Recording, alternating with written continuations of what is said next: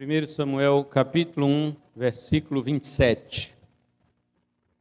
Diz assim: Por este menino orava eu, e o Senhor me concedeu a petição que eu lhe fizera. Amém? Os irmãos podem se assentar, em nome de Jesus. Queridos irmãos, nós vamos hoje falar como mães calvinistas e pais também, né? E até não calvinistas. Estamos falando de calvinistas ou reformados, porque é a doutrina da nossa igreja. Nós cremos na soberania de Deus absoluta. Os arminianos, eles também falam que creem na soberania de Deus, porém, quando a soberania de Deus, veja os irmãos, quando a soberania de Deus se choca com a vontade do homem, adivinha qual prevalece? A vontade do homem. Aí isso é soberania? Não é. Então, os arminianos que me perdoem, mas a soberania de seu Deus é falida. A soberania de Deus, ela não pode ser falida em nada. Quando a vontade de Deus se choca com a minha, adivinha qual que tem que prevalecer? Não precisa pensar muito não, né? Não precisa pensar. Perguntar para uma formiga, ela sabe que é a vontade de Deus. Porque até ela é governada por Deus. Qualquer coisa. As pessoas falam, mas nós somos homens, somos livres. Você não é livre. Ninguém é livre. Jesus falou, todo que comete pecado é escravo do pecado. O teu Senhor é feio. O pecado é feio. Ele é o Senhor dos homens. Ele é cruel. Meu pai pregando uma vez em Cuiabá, nunca mais me esqueci uma frase que ele falou. Na nossa igreja em Cuiabá, ele disse assim: o pecado é um senhor cruel que estrangula os seus escravos. Então não adianta você dizer que você é livre. Você não é. Quando se choca a minha vontade, eu tenho vontade, eu tenho vontades, eu tenho decisões, mas livre eu não sou. Eu sou completamente, nós somos completamente presos pelo pecado. E quando Cristo nos liberta, a Bíblia diz, e libertados do pecado, ficastes livres? Não, foste feitos servos da justiça. Continua preso. Só que agora você é preso por Jesus. Então não tem livre-arbítrio, não existe. Livre-arbítrio é uma contradição. Livre-arbítrio é uma palavra contraditória, igual a bola quadrada do Kiko. É a mesma coisa. Se é bola, não é quadrada. Se é arbítrio, então não é livre. Porque não pode ter o livre-arbítrio no sentido de que nada nos impulsiona a fazer escolhas. Todas as escolhas que nós fazemos são impulsionadas por alguma coisa. Se houve um impulso, então não é livre, não sou livre. Quando eu fui comprar moto, primeiro eu fiz consórcio de um anel, uma moto Nel. Na hora de tirar, falei, não vou tirar Nel, vou tirar XTZ. Aí eu olhei, tinha 4 cores, preta, branca, vermelha e azul. Falei, podia levar uma branca, uma vermelha, mas eu pensei no time do Cruzeiro, pensei um pouco, azul assim, é mais bonita, aí não tinha verde. Aí eu falei, vou levar azul então. Tinha 4 opções. Eu podia falar assim, olha, eu quero uma roxa. Não tem roxa, moço. Não interessa, faz, porque eu tenho livre-arbítrio. Não. Para começar, minhas escolhas ficaram limitadas a 4 cores. E para terminar, eu fui impulsionado a escolher baseado em algumas motivações que estavam em mim. Então, como é que eu sou livre? Não existe liberdade. Só tem uma pessoa que é livre, essa pessoa é Deus. Deus é livre, Deus faz o que Ele quer.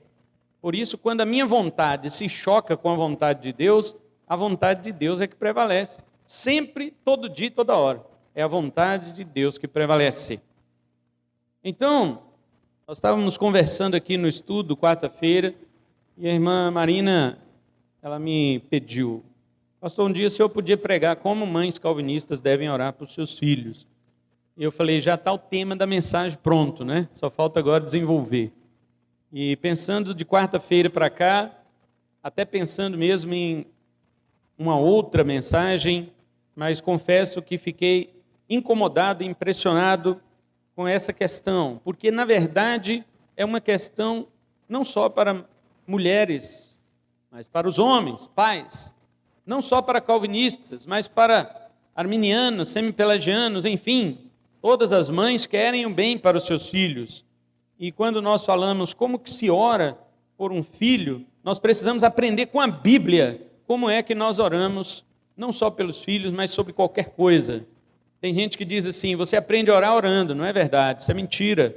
Você aprende a orar lendo a Bíblia, isso é verdade. Tudo que você aprende tem que ser pela Bíblia. A Bíblia é que deve ser o norte para as nossas vidas. Então ninguém aprende a orar orando, você aprende a orar lendo a Bíblia. A Bíblia vai te ensinar a orar. Eu tenho um dom espiritual e eu queria exercer na igreja. Você aprende a exercer? Não, você aprende lendo a Bíblia. É participando dos estudos, é ouvindo a palavra. Tudo que é feito na igreja, na sua vida, em sua casa, em seu trabalho, na rua, na escola, qualquer lugar que você estiver, tudo é ordenado pela Bíblia Sagrada.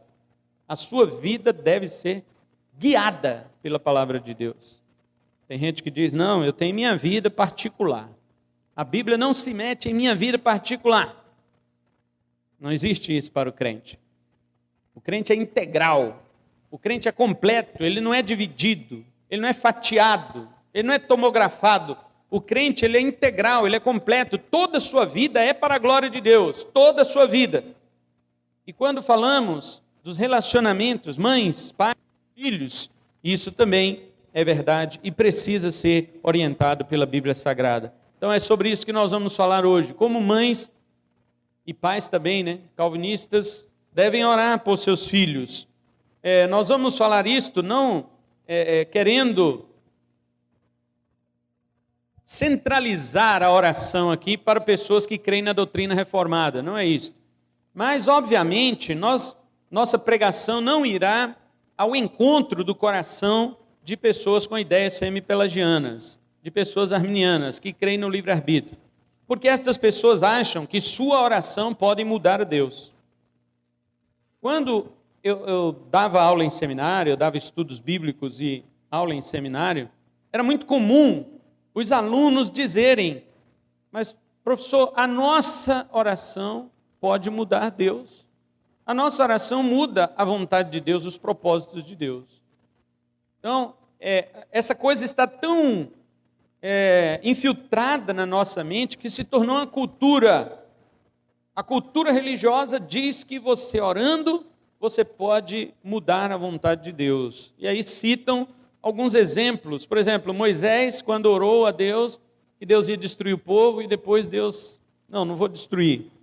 Ezequias, que Deus falou, vai morrer, e ele foi lá e pediu mais 15 anos de vida. E Deus deu. Falou, não vai morrer agora, mais 15 anos. Jonas, que Deus falou que ia matar os ninivitas, Jonas foi lá, pregou e eles se arrependeram e Deus não matou os ninivitas. Enfim, todas as pessoas que acham que pode na sua oração mudar a vontade de Deus, elas citam esses exemplos, se esquecendo de que Deus ele é soberano e que ele é também onisciente. Deus não somente sabe de todas as coisas, como Deus já estabeleceu todas as coisas. Imagine você, quando Deus falou para Moisés que ele ia destruir o povo, Deus não estava mentindo e nem brincando. Deus disse, eu vou destruir o povo. Mas Deus já havia estabelecido que através da oração de Moisés, Deus iria dar um tempo para aquele povo, para que aquele povo perecesse ainda segundo a palavra de Deus, mas gradativamente no caminho do deserto. Deus não retirou sua palavra, o povo pereceu. Nenhum deles entrou na terra prometida. Deus interagiu com a oração de Moisés justamente para mostrar para nós que nós devemos orar. Não somos fatalistas também de dizer se Deus já determinou tudo, então não precisamos orar. Imagine você, se Deus determinou tudo, Ele determinou que você tem que orar também.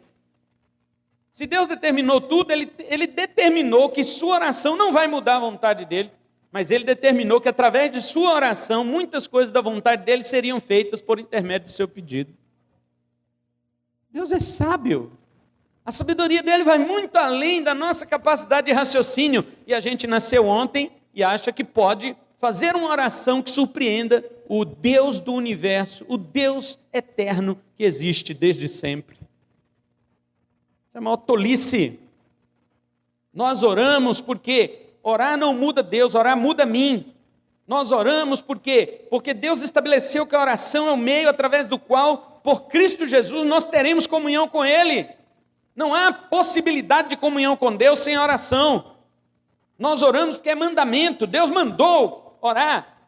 Nós oramos porque quando Deus coloca a nova criatura dentro de nós, ela anseia pela oração, ela deseja orar. Quem não gosta de orar é a velha criatura, a nova criatura gosta. Nós não oramos para mudar Deus, oramos para mudar a gente. E então sobre isso nós vamos falar. Esta mensagem vai servir para as pessoas que querem saber o que a Bíblia diz, como nós devemos orar. Primeira coisa, as mães calvinistas, reformadas, mães cristãs, devem orar por seus filhos, em primeiro lugar, reconhecendo a soberania de Deus. Aí você fala assim, mas eu já reconheço a soberania de Deus. Eu vou te dizer uma coisa, muitas coisas nessa pregação que vai assustar. Mas a primeira coisa que você tem que entender sobre a soberania de Deus é a seguinte, e isto aqui as pessoas correm, fogem disto que a Bíblia fala. A Bíblia diz, Deus já criou, Deus já fez, Deus já estabeleceu todas as coisas para os seus determinados fins. Provérbios 16, verso 4 diz que até o ímpio para o dia do mal, Deus já deixou estabelecido.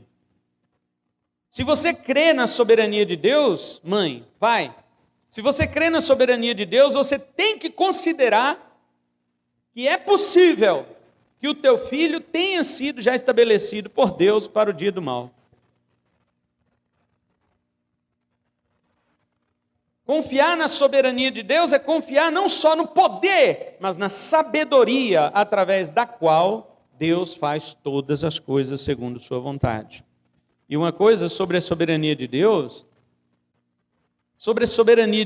você não pode mudar nada. Isaías capítulo 46, e o versículo 9 e 10. Isaías 46, 9 e 10, o profeta diz assim, lembrai-vos das coisas passadas da antiguidade, que eu sou Deus e não há outro, eu sou Deus e não há outro semelhante a mim, que desde o princípio anuncio o que há de acontecer, e desde a antiguidade as coisas que ainda não sucederam, que digo, o meu conselho permanecerá de pé, farei toda a minha vontade. Você acha que você pode mudar Deus? Você não pode mudar a vontade de Deus. Aí você fala assim, então não vou orar. Isto se chama fatalismo. Agora deixe-me dizer uma coisa para você. Você sabe se o seu filho foi estabelecido por Deus para o dia do mal? Você não sabe. Então você vai orar por ele como se ele fosse salvo. Você vai lutar por ele como se ele fosse salvo.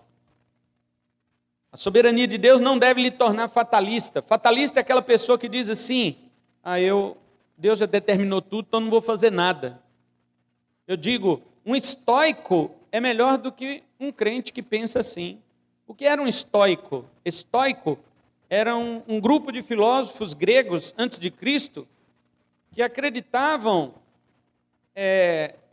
que você tinha que combater os prazeres. Eles eram contrários a outra escola filosófica da época chamada epicurismo. Os epicureus, tudo deles era o hedonismo, era o prazer, a busca do prazer. Maior prazer em menos tempo. Os estoicos eram o contrário, você tem que se privar dos prazeres. Os estoicos, que não conheciam a Deus nem a Cristo, são melhores que muitos crentes hoje. Porque muitos crentes são fatalistas, os estoicos eram fatalistas. Mas veja o pensamento deles, vou te contar. Muitos crentes fatalistas dizem assim, Deus já determinou tudo, então não vou fazer nada. Um estoico pensava assim, tudo está determinado pelo destino. Eles não acreditavam em Deus assim. Eles falavam, tudo está determinado pelo destino. Vamos consultar o oráculo para saber o que o destino nos reserva. Então ele ia no oráculo, chegava ali e jogava fazia aquelas necromancia, jogava pedras, búzios, enfim, consultava mortos. E muitas outras coisas, o oráculo dizia, olha, você vai morrer rápido. Em breve você vai morrer, você tem tantos meses para morrer. E o estoico, na sua cidade grega, por exemplo, estava em guerra. Então ele falava assim, eu vou morrer, o oráculo disse que eu vou morrer, então eu vou para a guerra. eu não vou ficar em casa. Eu vou morrer de todo jeito, eu vou ficar quieto. Ele falava, não. Se eu ficar em casa, eu vou andar aí na rua, ou aqui dentro de casa mesmo, vou tropeçar, bater a cabeça aí num lugar e vou morrer. O oráculo falou que eu vou morrer. De todo jeito eu vou morrer. Então eu vou para a guerra, porque lá eu faço alguma coisa útil. Lá eu mato 10, 20. Chegava lá, ele matava 30 e não morria. Sua cidade vencia. Muitos crentes cruzam os braços e falam, não, Deus já determinou fazer nada. Um estoico é melhor que você. Você devia pensar, Deus estabeleceu todas as coisas, então eu vou fazer parte daquilo que Ele estabeleceu. Existem responsabilidades para se fazer. As mães devem corrigir, amar, ser exemplo e ensinar seus filhos. Alguns apelam para Deuteronômio 29. Deuteronômio 29 diz assim, as coisas encobertas pertencem ao nosso Deus, mas as reveladas pertencem a nós e nossos filhos para cumprirmos. O que Moisés está dizendo? Ele está dizendo que os segredos de Deus pertencem a Ele. Você não deve ficar tentando descobrir estes segredos. Você não vai descobrir. As coisas ocultas pertencem a Ele. Mas as reveladas estão aqui, ó. Elas pertencem a nós e nossos filhos, para nós irmos lá cumprir e obedecer. Os crentes fatalistas, eles se escondem naquilo que é oculto de Deus, que eles não sabem, para não fazer aquilo que está revelado que eles sabem. Isso é um pecado terrível. No dia do juízo você vai dizer igual aquele cara que enterrou o talento. Mas o Senhor é um Deus exigente. Eu fiquei sabendo na pregação que o Senhor fez todas as coisas para o seu fim, até o ímpio para o dia do mal. Veja que Deus horrível que o Senhor é. Eu falei, se você sabe que eu sou horrível, então por que você não trabalhou logo para mim? Ele vai te jogar na cara o que estava revelado, como ele fez com aquele que enterrou o talento. Se você sabia que eu sou um senhor cruel, que eu sou um cara... Não sei, mas ele não era. Ele falou, eu sou justo, tanto que eu dei a cada um segundo sua capacidade, 5 para um, 2 para um para outro. Se eu fosse um senhor cruel, eu teria dado o mesmo tanto para cada um, até sabendo que ele não pode. No entanto, eu dei a cada um segundo a sua capacidade, mas nem tocou nesse assunto. Eu vou te julgar pelas tuas palavras. Você não falou que eu sou ruim? Se eu sou ruim, então por que você não fez logo o que eu mandei? Porque daí você não ia ter que ficar me explicando nada. Então... muitos crentes estão assim, não, Deus fez todas as coisas para os seus fins, até o ímpio para o dia do mal. Você sabe se seu filho foi estabelecido para o dia do mal? Não, você não sabe. Então faça o que tem que fazer. Corrige, ama, seja exemplo, ensine. No dia do juízo, Deus não vai perguntar para as mães se elas salvaram seus filhos, mas se lhe ensinaram a sua palavra. É isto. Você ensinou a minha palavra para os seus filhos? É isso que Deus vai perguntar. Caim e Abel, provavelmente, foram criados do mesmo jeito. Mas nada na criação de Eva sobre ele poderia salvá-lo, porque ele era filho do maligno. 1 João 3,12 fala que Caim era do maligno. Não havia o que Eva fizesse para salvar Caim. Ela não podia. Ele não era filho de Deus. Só que ela não sabia. Ela não sabia, então ela criou Caim como se fosse um filho de Deus. Tanto que o nome Caim significa adquirido no hebraico. A ideia, quando ela fala, ela tem Caim, ela fala assim, adquirido o Senhor um varão. Ela está imaginando que ele é aquele que vai pisar a cabeça da serpente, porque ela fala adquirido. Deus vai restaurar todas as coisas através do meu filho. Essa é a ideia do texto. Porém, mal sabia ela que ele era filho da serpente. Mas criou como se fosse pisar na cabeça da serpente. Mãe, você não sabe se seu filho é salvo, mas você vai criá-lo como se ele fosse. Se Deus o determinou para outra coisa, isso é com Deus. Deus não vai perguntar se você podia salvá-lo, porque você não pode. Deus vai perguntar se você criou com o dever que você tinha. Deus não quer saber se você sabia do que era oculto nele. Deus quer saber se você cumpriu o que era revelado para você. Imagine a mãe de Judas. Criou o filho dele, um judeu, um inteligente, um cara que conhecia a lei, um homem que tinha esperança messiânica. E no fim de tudo, Jesus diz, ele era filho da perdição. A mãe, se tivesse ouvido aquela oração de Jesus, ela diria, perdi meu filho para o inferno. O que ela podia fazer? Então, reconhecer a soberania de Deus é você saber que Deus fez todas as coisas para os seus fins determinados e até o ímpio para o dia do mal. Segunda coisa, não existe salvação por procuração. Ninguém assina lá e fala, não, meu filho está salvo, aí eu assinei. Não existe isto. Vou falar logo e rapidamente sobre o problema da salvação para os infantes. Os infantes não são salvos porque são filhos de crente. Me perdoem os presbiterianos, me perdoem os calvinistas por conveniência. Uma vez um amigo meu me mandou uma mensagem dizendo assim, e se seu filho não for salvo? E se sua filha não for salva? Eu disse para ele, fazer o quê? Deus é que determina. Eu a criarei como sendo salva. Mas se Deus não a estabeleceu para a salvação, o que eu vou fazer? E ele disse, olha, é o primeiro calvinista que responde dessa forma. Porque todos que eu fiz esta pergunta, eles me responderam assim, não, você está doido? Deus vai salvar meu filho, afinal eu sou crente. Não existe salvação por procuração. Por você ser crente, você não salva seu filho. Não há base bíblica para os cânones de Dort, que foram promulgados no século XVII na Holanda. No primeiro capítulo, artigo 17, diz bem assim, que os filhos de crentes são santos, não por natureza, mas em virtude da aliança da graça, na qual estão incluídos com seus pais. E depois diz assim, os pais que temem a Deus não devem ter dúvida da eleição e salvação de seus filhos quando morrem crianças. Isso é ensino católico. Me perdoem os calvinistas dos cânones de Dort. Os cânones de Dort foram feitos para expressar a tulipe, aquela doutrina dos 5 pontos do calvinismo. E tem os cânones dessa doutrina. Lá no primeiro capítulo, no artigo 17, fala isto, que os filhos de crentes são salvos se morrerem crianças, por quê? Não porque eles são santos por natureza, isso aí está certo, ninguém é mesmo por natureza. Paulo diz que por natureza somos filhos da ira, mas ele está dizendo assim, porque está incluído na aliança. Não tem um versículo bíblico lá que prove isso, não tem. Eu li os cânones de Dort, não tem. Isso é para aliviar os pais e dizer, e aquela pena, aquela compaixão de criança que as pessoas têm, porque a criancinha morreu, está salvo. Isso é pensamento católico. Estamos mais de acordo com a Confissão de Fé de Westminster, no capítulo 10, no parágrafo 3º, que diz assim, as crianças que morrem na infância, sendo eleitas, tem essa vírgula aí, sendo eleitas, são regeneradas e por Cristo salvas, por meio do Espírito que opera quando, onde e como quer. Amém. Isso aí estamos de acordo com a palavra de Deus.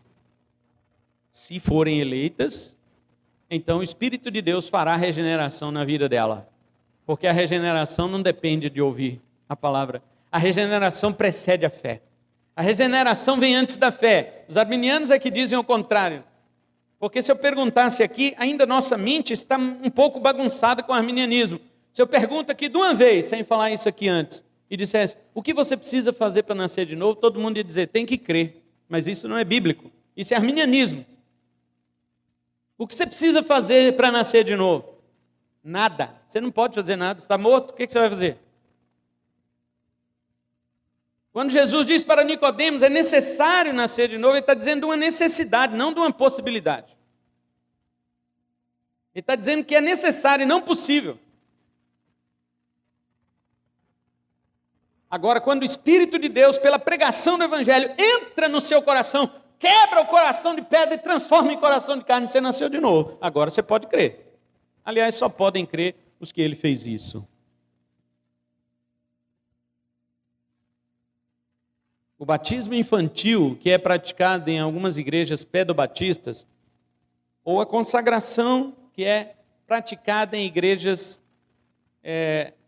que não são pedobatistas, igrejas que batizam somente adultos, não garantem a salvação. Não garantem a salvação da criança. Somente serão salvas crianças eleitas. As não eleitas serão logicamente condenadas, como qualquer pessoa não eleita será condenada. Diga para mim, irmãos, se Judas morresse criança, ele ia para o céu? Uma pessoa se torna filho da perdição ou ela já vem filho da perdição? Caim, se morresse criança, ia ser salvo? Está vendo? Como que existe o calvinismo por conveniência? Adão e Eva eram salvos. Eu já disse isso para os irmãos, que quando eles pecaram, Deus foi para a serpente, amaldiçoou e disse, tu és maldita. Quando ele chegou em Eva, ele não disse, tu és maldita. Ele falou, acontecerá tais e tais consequências. As dores multiplicarão e tal, e o teu desejo para o teu marido. Mas ele não disse para Eva, tu és maldita. E quando ele chegou para Adão, ele disse assim, olha, porque deste ouvido a voz da tua mulher, maldita é a terra por tua causa. Deus não disse que Adão é maldito. Deus preferiu amaldiçoar o cosmos a amaldiçoar o seu filho, que ele ia salvar. Deus não amaldiçoou Adão, mas deu suas consequências. Do sol do teu rosto comerás o teu pão, a terra produzirá isso e aquilo. A terra é maldita por tua causa, você não é maldito. Agora Caim, quando matou seu irmão, Deus fala com ele, e tem gente que ainda fala, olha, mas o livre-arbítrio lá em Caim, porque Deus disse assim, o pecado jaz à porta, e a ti cumpre dominá-lo. Exatamente, a ti cumpre, é teu dever, não é teu poder. Deus não está falando que o homem pode ali, ele está falando que o homem deve. É teu dever dominar o pecado, mas você pode? Não, ninguém pode, mas é dever. Isso prova que as leis que Deus nos dá, Ele não espera que nós obedeçamos. Não. As leis que Deus nos dá, Ele nos dá para mostrar quem Ele é e quem nós somos. Não porque Ele espera algo de nós.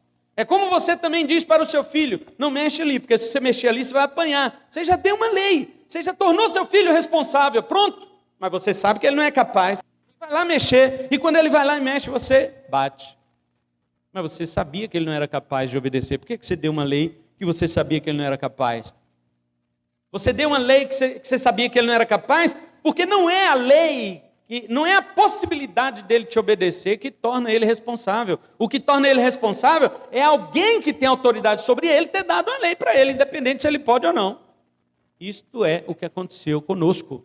Deus nos deu uma lei que não depende se podemos ou não ser capazes de obedecê-la. Somos responsáveis porque quem deu a lei foi uma autoridade sobre nós, que é Deus. Quando Deus vira para Caim, é teu dever dominar o pecado, ele não está dizendo é teu poder, é teu dever. Você não pode, mas você deve, você vai ser responsável. E Caim, quando mata o seu irmão e Deus chama ele para o acerto de contas, você vê que ele usa de ironia para com Deus, por acaso sou guardador do meu irmão? E Deus diz para ele o quê? Deus diz, porque derramaste o sangue do teu irmão e ele clama da terra até a mim, maldito serás. Maldito, Caim não era filho de Deus, por isso Deus o amaldiçoou. 1 João 3,12 diz, não como Caim, que era do maligno e matou seu irmão. Caim não era de Deus, era do maligno. Agora eu pergunto, se Caim morresse criança, ele era salvo? Está vendo os calvinistas de conveniência, como é que ficam? Ah, meu filhinho, é porque eu sou calvinista, é porque eu sou crente, meu filho é salvo porque eu... Não existe salvação por procuração. Você não precisa também ficar... então por que uma criança morre e seria condenada? Porque nasceu pecadora. A Bíblia diz, Salmo 51, verso 5, eis que iniquidade fui formado e em pecado me concebeu a minha mãe. A Bíblia diz que todos pecaram e destituídos estão da glória de Deus. A criança pode não ter pecado fatual, ou seja, aquele que ela praticou, mas ela tem o pecado original, aquele que ela nasceu nela. Ela é representada por Adão. Se ela não nascer de novo, não pode ver o reino de Deus. E ela só pode nascer de novo se Jesus quiser fazer ela nascer de novo. Ninguém nasce de novo por conta própria, assim como ninguém nasce nem fisicamente por conta própria. Nasce pela vontade dos pais, mas espiritualmente nasce pela vontade do Pai. Outra coisa, não existe alma criança.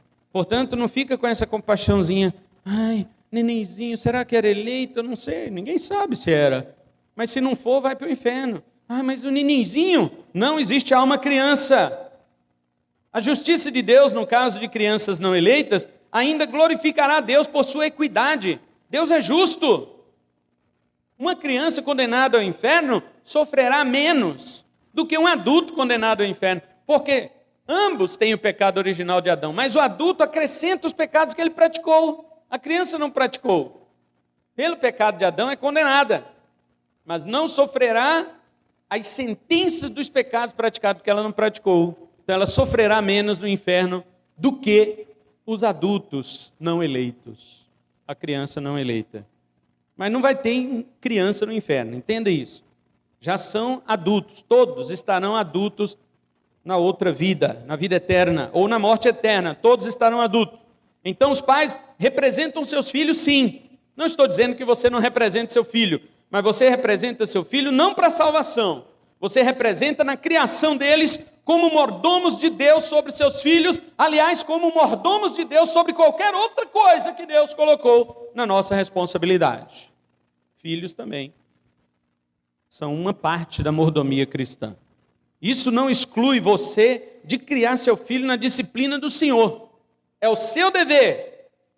Efésios 6, verso 4, o apóstolo Paulo diz: pais, não criem a ira nos vossos filhos, mas criai-os na disciplina do Senhor. Agora deixe-me entrar aqui na primeira carta aos Coríntios, capítulo 7, verso 14. Vamos ler. 1 Coríntios, capítulo 7, e o verso 14. O apóstolo Paulo diz assim: porque o marido incrédulo é santificado no convívio da esposa, e a esposa incrédula é santificada no convívio do marido crente. De outra sorte, ou seja, se não fosse assim, os vossos filhos seriam impuros, porém agora são santos. Muito bem. Este versículo tem dado margem para muitas pessoas dizerem que existe salvação sim por procuração. Porque Paulo está dizendo aqui que se uma mulher crente tem um marido que não é crente, ele é santificado por ela. E o contrário também. Se um homem crente tem uma esposa não crente, ela é santificada pelo convívio com ele. Senão, os seus filhos seriam impuros. Mas seus filhos são puros, são santos, diz o apóstolo Paulo. O que Paulo quer dizer aqui? Paulo está falando que basta ter um crente dentro de casa que todo mundo lá agora é salvo? Como muitos pregam por aí, inclusive arminianos são bons para pregar isso, dizendo: crê no Senhor Jesus, será salvo tu e tua casa. Como se você, por seu exercício de fé, pudesse abarcar toda a sua família apenas com o seu exercício de fé.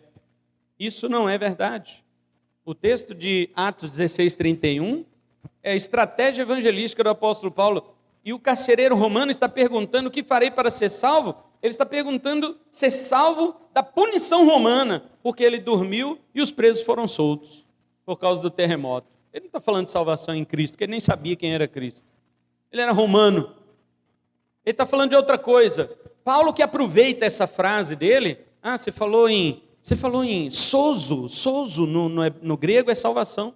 Você falou isso? Então tá bom, eu vou te mostrar em quem você deve crer para você ser salvo. Paulo entrou então numa área evangelística com ele, mas chegando na casa dele, orou por todos, por ele, pela esposa, pelos filhos, pelos escravos, pelos empregados. Todos eles creram, tiveram de crer para ser batizados e então serem salvos.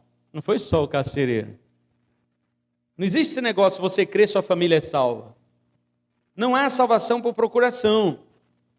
Agora voltando 1 Coríntios 7,14, por que Paulo está dizendo então que se a mulher crente santifica o marido, até os filhos dela também são santos? Por que Paulo está dizendo isto? Paulo está falando de influência santificadora. Paulo está dizendo porque os coríntios eram assim. Como eles ainda não tinham doutrina, eles falavam assim: olha, eu agora sou crente, mas minha esposa não é, eu vou separar. E Paulo diz: não vai separar não. Essa questão de um ser crente e outro não é motivo para a separação, não é motivo para o divórcio. Você tem que continuar casado. Por quê? Aí ele vai dizer: porque você, como crente, é que tem a força da influência da santificação dentro de sua casa. Não é seu marido, porque é descrente, que vai contaminar a sua casa. Pelo contrário, você, como crente, é que vai santificar a sua casa. É isso que Paulo está dizendo, que dentro de uma força das trevas e uma força da luz, quem vai prevalecer dentro de sua casa é a força da luz. É isso que ele está dizendo. Ele não está falando que seu filho é salvo por causa de você, e nem está falando que seu marido vai ser salvo por causa de você. Agora, as crianças condenadas, as que não são eleitas, Deus já sabia qual seria a sua conduta depois de adulta, caso elas crescessem, não é? Suponha que Caim morresse criança. Deus não sabia o que Caim ia fazer quando ele ficasse adulto? Deus não sabia? Então, por que não ia condená-lo quando morto criança? Agora, assuste-se com uma coisa pior do que esta. Quando uma pessoa não é eleita, Deus poderia até saber que no futuro, se Deus desse a oportunidade, ela poderia se converter. E Deus nega esta oportunidade porque a pessoa não é eleita. Sabia disso? Vou repetir e cuide disto. Tem gente que fala, não, tudo bem, Caim morresse criança é inferno mesmo, porque Deus já sabia quando ele crescesse ia matar o irmão dele. Mas não. Caim não matou seu irmão. Por quê? Porque Deus deixou ele crescer, ele se contaminou com o pecado. Não. 1 João 3,12 fala, e por que o matou? Porque era do maligno. Caim era do maligno e matou seu irmão. Ele já nasceu do maligno.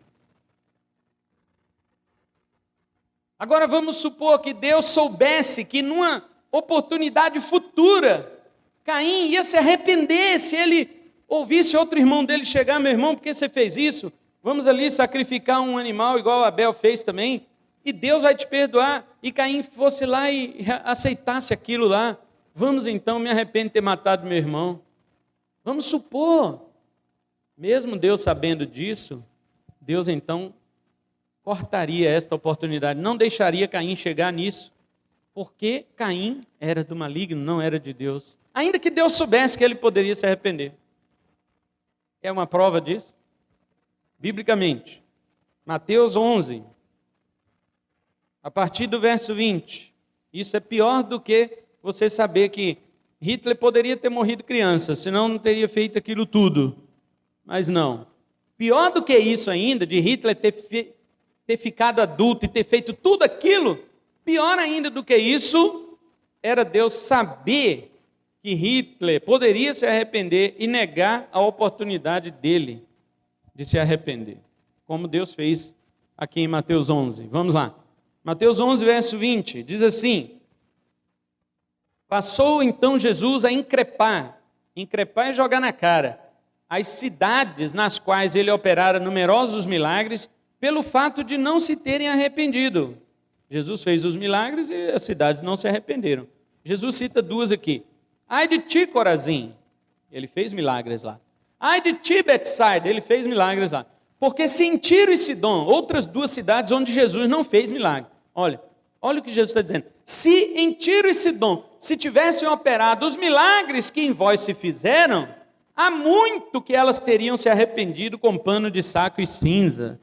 Veja, Jesus sabia que se ele tivesse operado os milagres em Tiro e Sidom teriam se arrependido. Não seriam de coração duro como Corazim e Betsaida.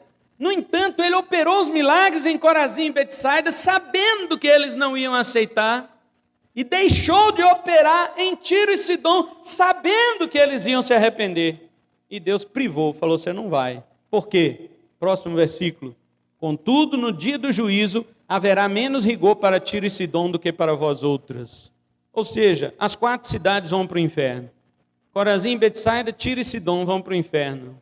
Porém, Corazim e Betsaida vão sofrer mais do que Tiro e Sidom, porque viram os milagres de Jesus, ouviram o evangelho pregado por Jesus e não se arrependeram. Tiro e Sidom poderiam ter se arrependido, conforme Jesus está prevendo, mas Deus negou isto.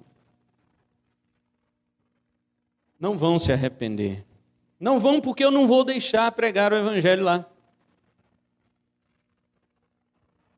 Deus pode prever a conversão de pessoas caso elas tivessem oportunidade e mesmo assim não dá-las. Entende o que é soberania de Deus?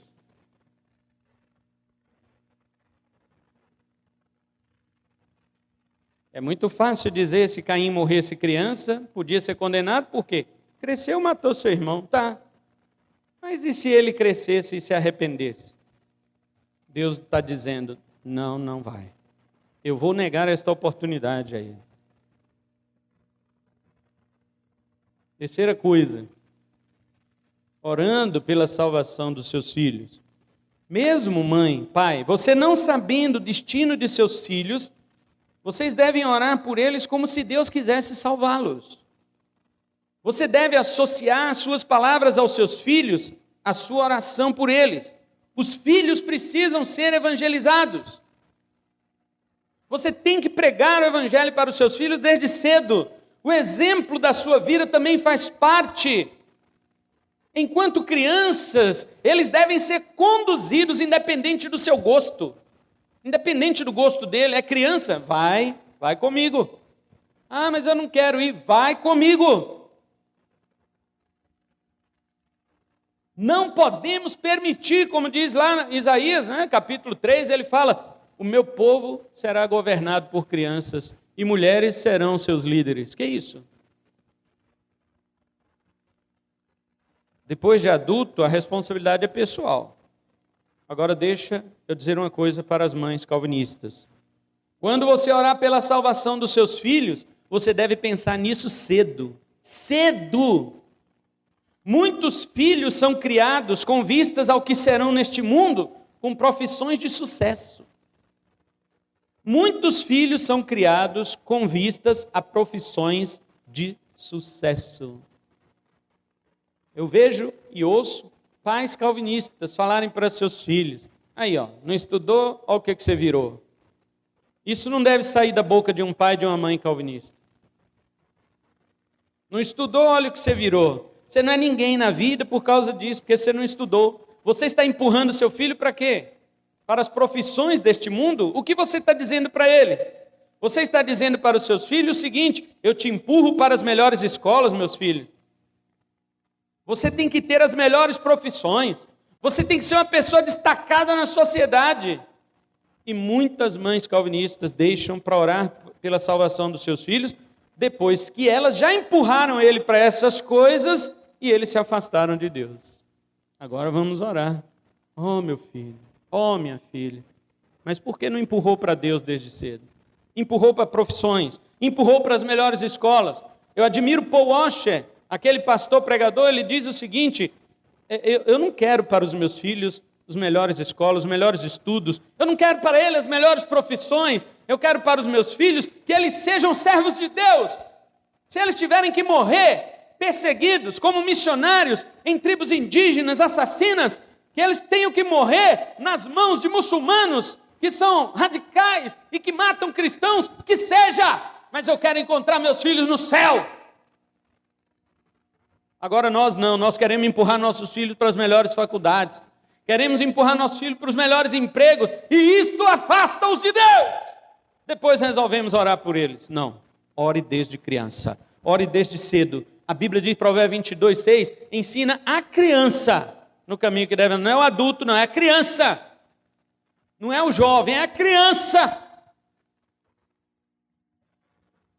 E eu pergunto, será que seu filho vai mesmo se lembrar de Deus, se por toda a vida você empurrou ele para pensar nas coisas terrenas?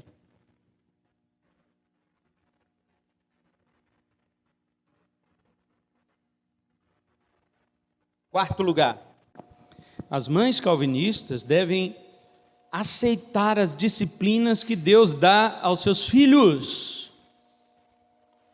Filhos, quando crescem e se desviam, são tratados por Deus caso eles sejam eleitos.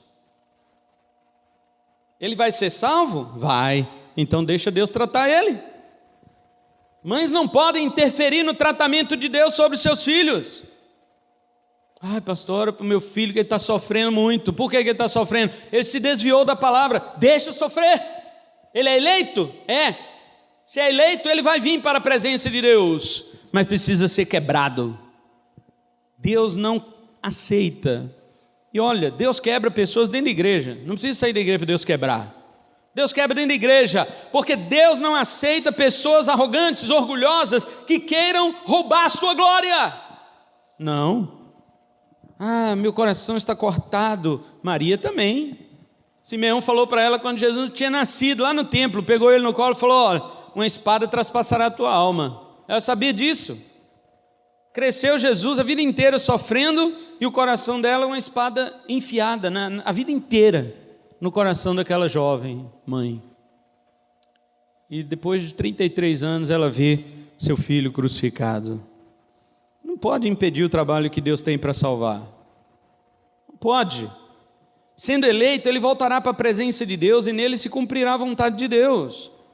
E outra, há filhos que não são eleitos, e ainda que Deus não os traga para a sua presença, as mães devem orar para que o plano de Deus se cumpra, ainda que seja somente na terra. Fala, Deus, cumpre o plano que o Senhor tem com meu filho aqui na terra, porque se o Senhor não tiver plano de salvação na vida dele, pelo menos o que ele tem que fazer aqui na terra, que seja feito.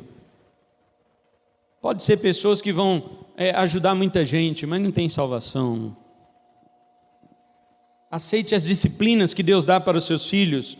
E os filhos eleitos que não se desviam, que continuam na igreja, se tornam extremamente usados por Deus na sua obra, naquilo para o que Deus os chamou. Mães, alegre-se pelo ministério do seu filho, independente qual seja. Eu vejo mães crentes querendo colocar filhos para ser pregador, para ser tocador, para ser cantor. Deixa Deus trabalhar com o seu filho. Ele foi chamado para o que Deus quis, não é para o que você quer. Ensine somente uma coisa, que ele execute isso com alegria e fidelidade. Não obrigue ele a ser no reino de Deus aquilo que você gostaria, mas encoraje-o a ser aquilo que Deus o chamou para ser e fazer. Deixa Deus tratar com o seu filho. As mães gostam de pôr as mãos no tratamento de Deus sobre seus filhos, mais do que os pais. Elas são mais emotivas. Elas falam, Deus, tem misericórdia. Aí Deus vai dizer, mas é por isso que eu estou fazendo isso, porque eu estou com misericórdia.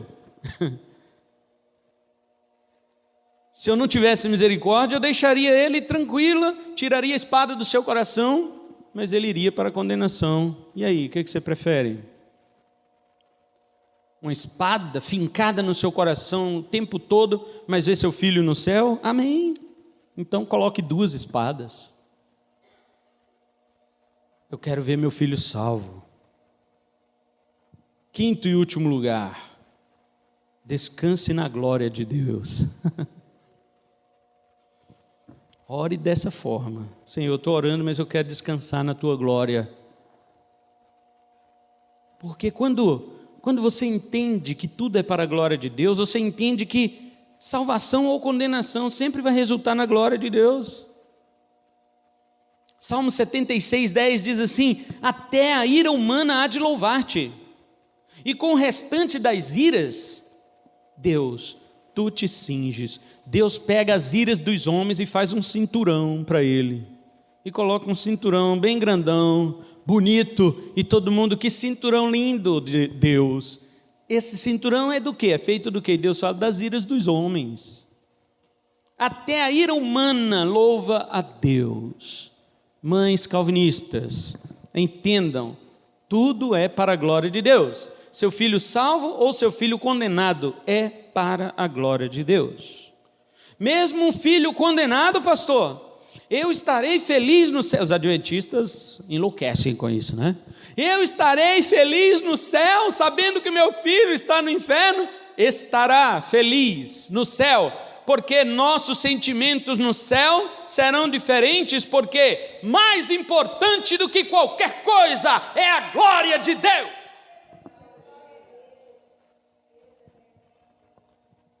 A glória de Deus é mais importante que a salvação do seu filho.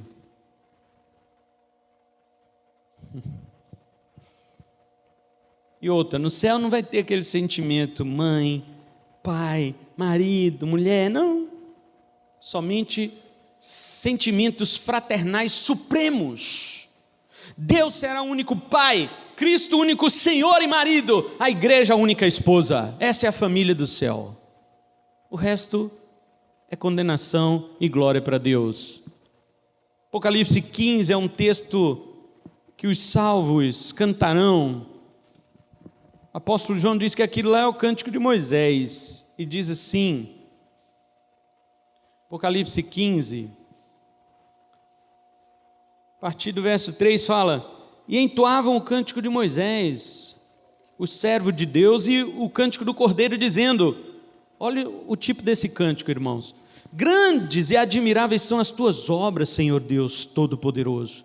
Justos e verdadeiros são os teus caminhos, ó Rei das nações. Quem não temerá e não glorificará o teu nome, ó Senhor? Porque só tu és santo. Por isso todas as nações virão e adorarão diante de ti, porque os teus atos de justiça se fizeram manifestos. Os atos de justiça. Eu vou salvar quem creu no meu Filho e vou condenar quem não creu. Pronto, atos de justiça. Os condenados perguntariam a Deus: mas por que eles estão no céu, sendo que também eram pecadores como nós? E Deus dirá: quando eles creram em meu Filho, a justiça do meu Filho foi atribuída a eles, porque meu filho pegou todos os pecados deles e carregou sobre a cruz. Quando o homem não crê em Deus, ele está dizendo para Deus: eu não preciso dessa troca, eu mesmo me responsabilizo diante do Senhor pelos meus atos. Quando o homem não crê em Cristo, é isso que ele está dizendo. Quando o homem não entrega sua alma a Cristo, quando ele não confia na única salvação, porque o nome de Jesus significa salvação, Jeová salva, isso significa o nome Jesus. Ele está dizendo para Deus isto: Senhor, no dia do juízo eu te encaro, não preciso do teu filho, eu encaro o Senhor. É isso que o homem que não crê em Cristo está dizendo. Mas aquele que crê em Cristo é aquele que diz como aquele pecador da parábola do publicano e do fariseu. O publicano, ele dizia: arranja uma oferta para mim, o pecador. No original grego está assim. Não está assim, tem misericórdia de mim, pecador, não. Tá, arranja uma oferta para mim, o pecador. Eu reconheço que eu sou o pior de todos os pecadores e eu não tenho nada para oferecer ao Senhor, não tenho nenhuma, nada. Minhas mãos estão vazias. O Senhor que arranja uma oferta para mim. Foi o que o pecador disse na parábola. E Jesus disse: esse sim desceu justificado para casa. Você quer ser justificado? Diga para Deus: eu não tenho nada para te dar. Eu dependo do que o Senhor tem para me dar. Esta é a diferença da antiga aliança para a nova aliança. Na antiga aliança Deus dizia: tragam suas ofertas, tragam seus carneiros, tragam as suas ovelhas, os seus novilhos para o sacrifício e me ofertem. Mas na nova aliança Deus diz: para com tudo, eu é que darei a minha oferta para vocês, o meu cordeiro, senão vocês não podem ser salvos. É assim que mães calvinistas oram por seus filhos. Elas compreendem que Deus é soberano. Elas sabem que não há salvação por procuração. Elas sabem que seus filhos servirão para a glória de Deus, salvos ou condenados. Mas ela luta pela vida deles em oração, em exemplo, em ensino, em todas as coisas, como se ele fosse salvo. Mas ela não faz isso depois de grande, ela faz enquanto é criança.